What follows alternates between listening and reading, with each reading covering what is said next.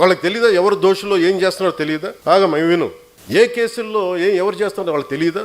అందుకనే కదా దాఖలైన కేసులన్నీ. వీళ్ళకి మేము చెప్పాలా?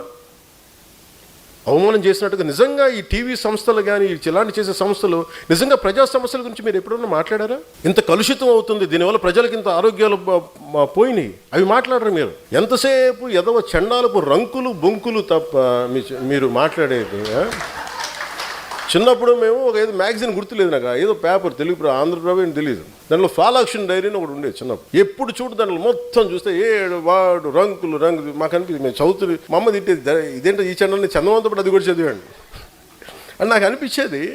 అట్లాగే మేము ఏదైనా చూద్దామంటే ప్రజలకి విఘ్నత కలిగించే మాటలు మాట్లాడతారా? విజ్ఞానం కలిగించే మాటలు చెప్తారు. ఎందుకంటే దానివల్ల ఓట్లు పడవు. పవన్ కళ్యాణ్ అని ఎవరిని తిడితే, పవన్ కళ్యాణ్ అని అమిత్ షా గారు కూర్చోబెట్టి ఒక కథనం కలిగితే చూస్తారు. నిజంగా మీరు వెళ్ళి కూర్చోబెట్టి ఎంత సమస్యలు ఉన్నాయి, 32,000 మంది ఆ రోజున మనకి గత ప్రభుత్వంలో వెళ్ళిపోయారు నేను చెప్తే అందరూ అపహాస్యం చేశారు, నన్ను కేసులు పెట్టారు. మరి అదే హోంశాఖ కూర్చోబెట్టి పార్లమెంట్లో చెప్పింది, మరి డేటా రిలీజ్ చేసింది. ఆ రిలీజ్ చేసినప్పుడు వీటి గురించి ఎవరు మాట్లాడరు. ఈ చండాలపు రంకులు బొంకులు, ఈ చండాలం తప్ప ఏ రోజున బాధ్యతగా కూర్చోబెట్టి మాట్లాడారా?